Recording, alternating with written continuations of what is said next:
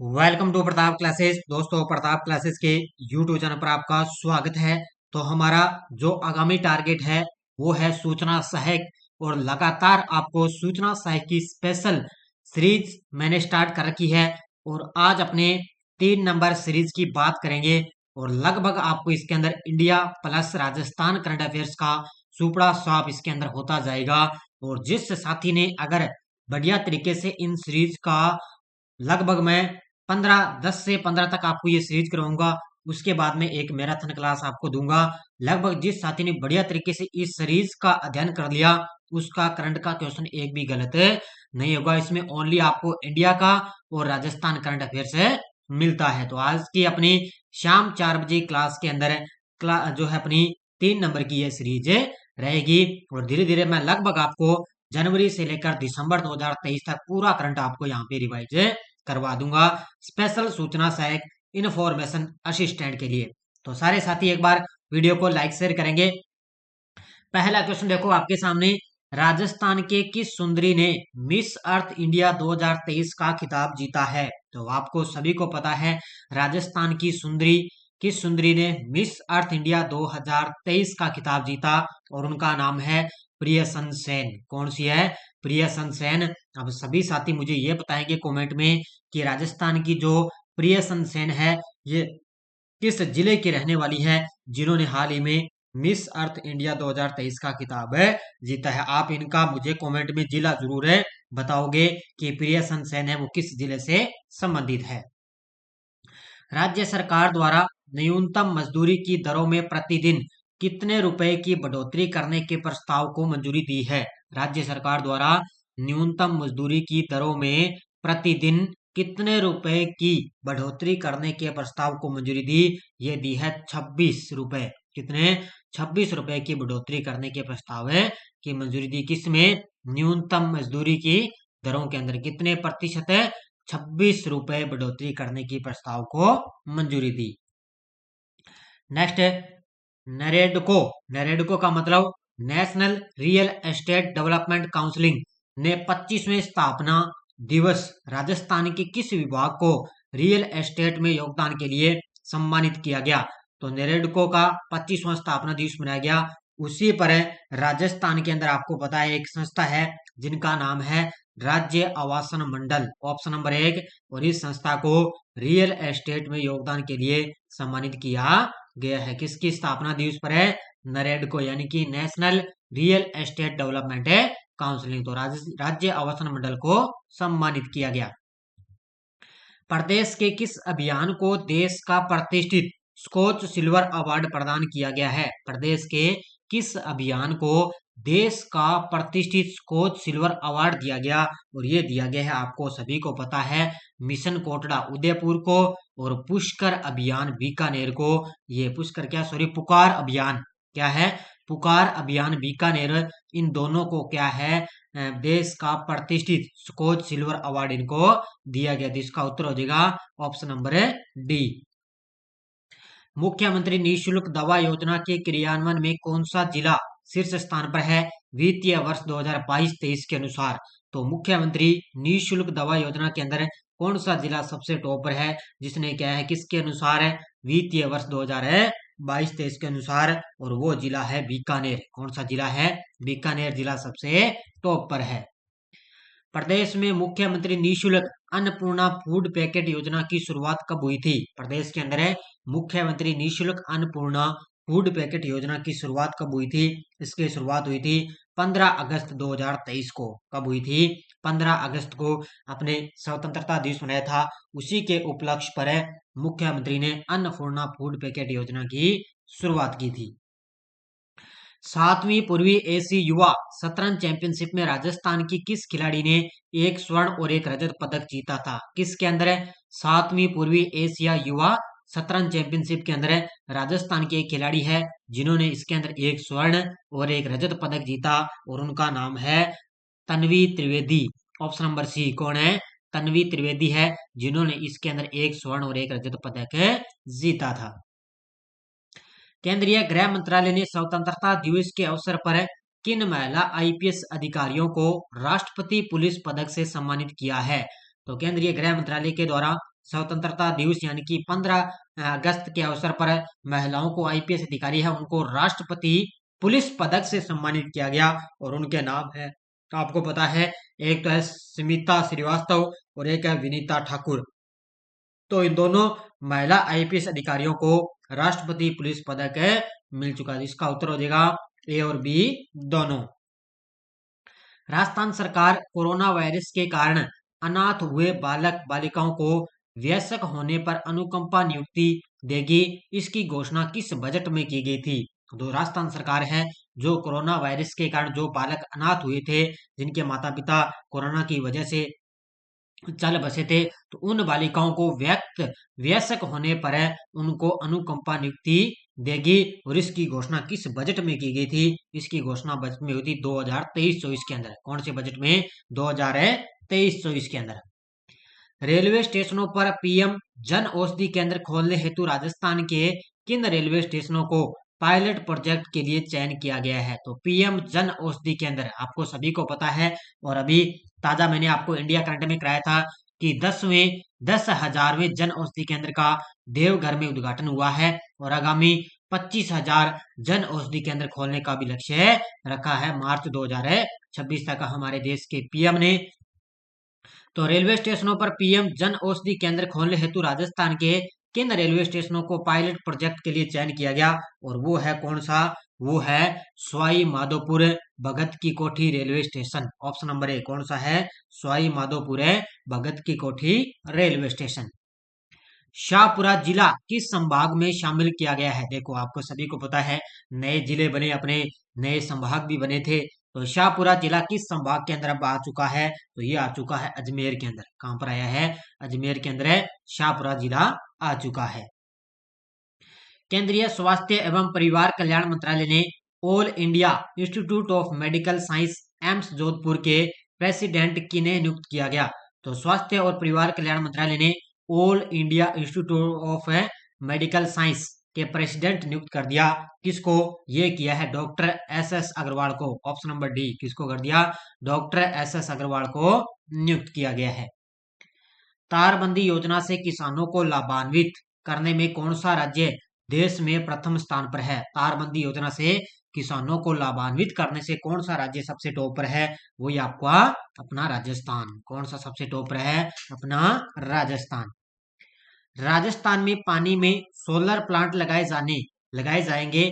इनकी शुरुआत pilot project के रूप में किन जिलों से हुई है? जिलों के देखो नाम बताने हैं। तो राजस्थान में पानी के अंदर सोलर प्लांट लगाए जाएंगे और इसकी जो पायलट जो प्रोजेक्ट के रूप में शुरुआत हुई है वो हुई है, ध्यान रखना, मानसागर झील जयपुर में 1 मेगावाट, अन्ना सागर झील अजमेर में 2 मेगावाट और फोय सागर अजमेर में 2 मेगावाट है। इन झीलों से इनकी शुरुआत की गई है। तो ये 3 जिले हैं, इसका उत्तर हो जाएगा उपयुक्त सभी। मानसागर झील, अन्ना सागर झील और फोय सागर झील। मुख्यमंत्री लोक कलाकार प्रोत्साहन योजना 11 अगस्त 2023 को शुरू की गई। इसके तहत कितने दिवस के लिए कला प्रदर्शनी के अवसर देना सुनिश्चित किया जाएगा? तो मुख्यमंत्री लोक कलाकार प्रोत्साहन योजना की शुरुआत हुई थी 11 अगस्त 2023 को और इसी के तहत कितने दिन के लिए कला प्रदर्शनी के अवसर पर देना सुनिश्चित किया? ये है 100 दिवस का। कितने? 100 दिनों के अंदर क्या है? कला प्रदर्शनी के अवसर पर देना सुनिश्चित किया जाएगा। मुख्यमंत्री अशोक गहलोत ने किस मेडिकल कॉलेज में इमरजेंसी मेडिसिन विभाग की सेवाएं शुरू करने की घोषणा की है? आपको पता है अभी तो अपने भाजपा सरकार आ चुकी है, लेकिन जो अपने अशोक गहलोत के द्वारा जो उस समय जो करंट के क्वेश्चन बनते थे वो ही अपने एग्जाम के अंदर आगे पूछे जाएंगे। तो अशोक गहलोत ने किस मेडिकल कॉलेज में इमरजेंसी मेडिसिन विभाग की सेवाएं शुरू करने की घोषणा की? तो वो है बीकानेर के सरदार वल्लभ ये बीकानेर के सरदार पटेल मेडिकल कॉलेज। तो इसके अंदर क्या है? इमरजेंसी मेडिसिन विभाग की सेवाएं शुरू करने की घोषणा की थी। विशेष योगदान एकल महिला व अन्य वंचित वर्ग के लिए कौन सी योजना शुरू की गई है? विशेष जो योगदान है एकल महिलाएं हैं और अन्य जो वंचित वर्ग के जो व्यक्ति हैं उनके लिए कौन सी योजना शुरू की गई और उसका नाम है फ्रेंचाइजी योजना। ऑप्शन नंबर ए कौन सी योजना है? फ्रेंचाइजी योजना। ये किसके लिए है? विशेष योगदान, एकल महिला और अन्य वंचित वर्ग के लिए योजना शुरू की गई है। 1 अगस्त को राजस्थान के किन 5 हैंडीक्राफ्ट उत्पादों को भौगोलिक संकेतक यानी कि जीआई टैग दिया गया है। तो 1 अगस्त को राजस्थान के 5 उत्पादों को क्या है भौगोलिक संकेतक यानी कि जीआई टैग दिया गया और उनका नाम है, आपको पता है, एक तो नाथ द्वारा की पिछवाई कला, उदयपुर की कोफतगिरी धातु शिल्प, बीकानेर काशिदकारी शिल्प, पुस्ता कला शिल्प और जोधपुर की बंदेज शिल्प। तो इन पांचों को जीआई टैग दिया गया। इसका उत्तर हो जाएगा प्रयुक्त सभी। मुख्यमंत्री अशोक गहलोत ने 9 अगस्त को विश्व आदिवासी दिवस पर मानगढ़ धाम को विकसित करने के लिए कितने करोड़ रुपए की लागत की घोषणा की है। तो 9 अगस्त को अपने बनाते हैं विश्व आदिवासी दिवस है, उसी पर मानगढ़ धाम कहाँ पर है, बांसवाड़ा में। उसको विकसित करने के लिए कितने करोड़ रुपए की लागत की घोषणा की, ये की है, ध्यान रखना, 100 करोड़ रुपए की। कितनी? 100 करोड़ रुपए की लागत की इसकी घोषणा की है। 5 जून 2023 को जारी राजस्थान नई वन नीति 2023 में कितने प्रतिशत वन आच्छादित करने का उद्देश्य रखा गया है। तो कितना रखा गया, ये रखा गया 20%। कितने? 5 जून 2023 को राजस्थान नई वन नीति घोषणा हुई, उसके अंदर 20% जो वन है वो आच्छादित करने का उद्देश्य इसके अंदर रखा गया है। दिल्ली में आयोजित India open international karate championship में स्वर्ण पदक जीता है। तो दिल्ली के अंदर आयोजित हुई थी India open international karate championship और इसके अंदर स्वर्ण पदक किसने जीता, वो जीता था अक्षिता डागर ने। ऑप्शन नंबर 1, किसने जीता था, अक्षिता डागर ने जीता था। गीतिका श्रीवास्तव किस देश में भारत की पहली महिला प्रभारी के रूप में नियुक्त हो चुकी है। तो ये आपको सभी को पता है, ये तो है तो भारत की, लेकिन ध्यान रखना गीतिका श्रीवास्तव को पाकिस्तान के अंदर क्या, ये भारत की पहली महिला प्रभारी के रूप में नियुक्त हो चुकी है। यानी कि भारत की पहली महिला ऐसी है गीतिका श्रीवास्तव जिनको क्या है पाकिस्तान के अंदर एक महिला प्रभारी के रूप में इनको नियुक्त किया गया। तो इसका उत्तर हो जाएगा सी। कौन सा देश अक्टूबर में ग्लोबल इंडिया एआई 2023 के पहले संस्करण की मेजबानी करेगा। तो कौन सा करेगा, तो ये करेगा अपना देश भारत। कौन सा करेगा, अपना देश भारत है वो अक्टूबर में, अभी अक्टूबर महीने में क्या है उन्होंने ग्लोबल इंडिया एआई 2023 के पहले संस्करण की मेजबानी इन्होंने की है। भारत का नया युद्धपोत महेंद्रगिरी 1 सितंबर 2023 को किस शहर में लॉन्च किया गया। तो 1 सितंबर 2023 को भारत का नया युद्धपोत है महेंद्रगिरी और इसको लॉन्च किया गया कहां पर है, मुंबई के अंदर। याद रखना कहां पर लॉन्च किया गया, मुंबई के अंदर इसको लॉन्च किया गया था। अगला क्वेश्चन, वित्त वर्ष 2023-24 की पहली तिमाही के दौरान एफडीआई आकर्षित करने में कौन सा राज्य सबसे आगे है। तो कौन सा राज्य सबसे आगे है, वो है, ध्यान रखना, महाराष्ट्र। कौन सा राज्य है, महाराष्ट्र है। अभी ताजा आंकड़े है 2023 की पहली तिमाही के अंदर एफडीआई आकर्षित करने में महाराष्ट्र सबसे आगे है। 65वें रेमन मैगसेसे पुरस्कार 2023 विजेताओं में किस भारतीय व्यक्ति को पुरस्कार मिला है। वैसे तो ये 4 व्यक्तियों को पुरस्कार दिया गया था, लेकिन एक ही भारतीय व्यक्ति इसके अंदर शामिल थे और वो थे doctor Ravi Kannan R. Option number 1 कौन थे, डॉक्टर रवि कन्नन आर है। ये 65वें रेमन मैगसेसे पुरस्कार 2023 विजेताओं के अंदर एकमात्र भारतीय व्यक्ति इसके अंदर शामिल थे। वैसे तो ये 4 व्यक्तियों को पुरस्कार दिया गया था। केंद्र सरकार ने मेरा बिल मेरा अधिकार योजना कहां प्रारंभ की थी। तो केंद्र सरकार के द्वारा मेरा बिल मेरा अधिकार योजना तो ये प्रारंभ की गई थी दादरा नगर हवेली और दमन दीव, असम, हरियाणा, पुडुचेरी और गुजरात। तो 3 तो राज्य हो गए, असम, हरियाणा और गुजरात, और 3 हो गए केंद्र शासित प्रदेश, दादरा नगर हवेली, दमन दीव और पुडुचेरी। यानी कि 6 राज्यों और केंद्र शासित प्रदेशों में मेरा बिल मेरा अधिकार योजना प्रारंभ की गई थी। इसका उत्तर हो जाएगा उपयुक्त सभी। हाल में आधार से जुड़ा जन्म पंजीकरण शुरू करने वाला पूर्वोत्तर क्षेत्र का पहला राज्य कौन सा है। तो आधार से जुड़ा जन्म पंजीकरण वाला पूर्वोत्तर क्षेत्र का पहला राज्य है नागालैंड राज्य। कौन सा राज्य है, नागालैंड राज्य बन चुका है।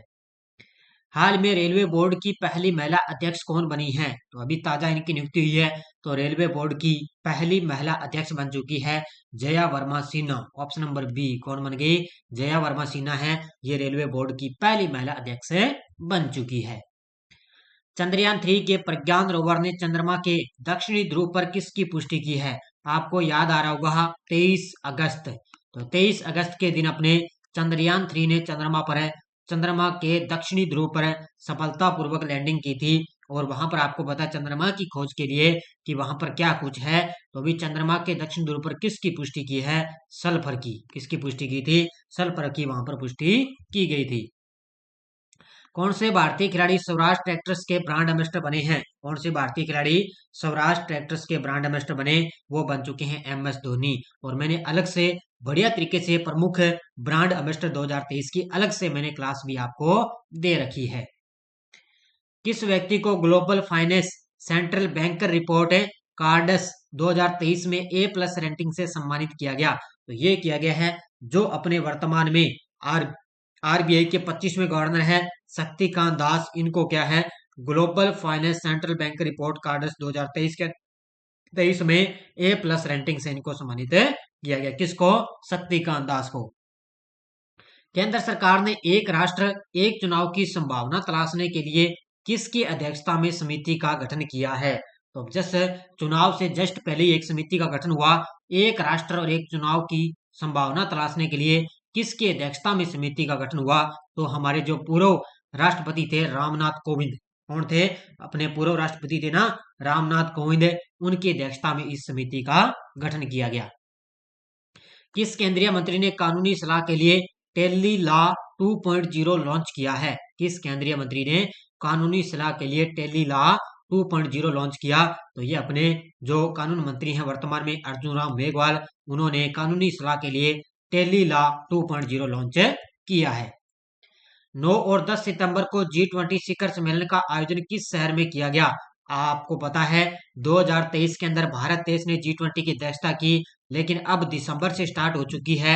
आगामी 2024 के लिए अध्यक्षता कर रहा है ब्राजील। कौन सा देश कर रहा है? ब्राजील इसकी अध्यक्षता कर रहा है। तो 9 और 10 सितंबर को G20 शिखर सम्मेलन का आयोजन किस शहर में किया गया? नई दिल्ली के अंदर। कहां पर किया गया? नई दिल्ली में। एनसीईआरटी के कौन से स्थापना दिवस पर एनसीईआरटी को मानित विश्वविद्यालय का दर्जा दिया गया है? एनसीईआरटी का भी ताजा स्थापना दिवस मनाया गया। तो एनसीईआरटी को मानित विश्वविद्यालय का दर्जा दिया गया। इनका स्थापना दिवस बनाया गया 63वां। कौन सा बनाया गया? 63वां स्थापना दिवस है बनाया गया था।